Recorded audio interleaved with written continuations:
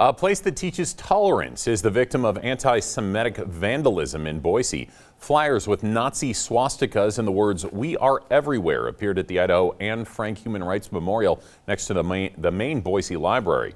Boise police responded and have obtained security footage. The internationally recognized memorial is the only Anne Frank memorial in the United States. The executive director of the Wasmuth Center for Human Rights says it's time to stand up and speak out against bigotry and hate.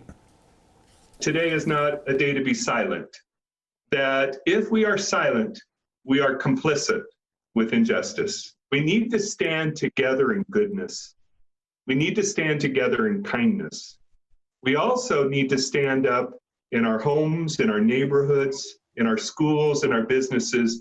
When we hear words that are targeting someone, we need to step in. We need to be an upstander.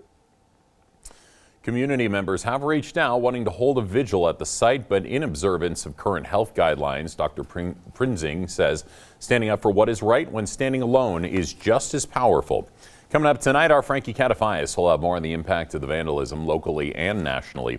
She'll also speak with the Boise Police Department about the history the department has with this memorial.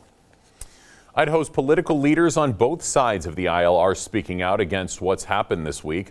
A letter from the Idaho Republican Party signed by its chairman, all four Idaho congressmen, the governor, and several local mayors condemns what they call harassment, intimidation, and hate.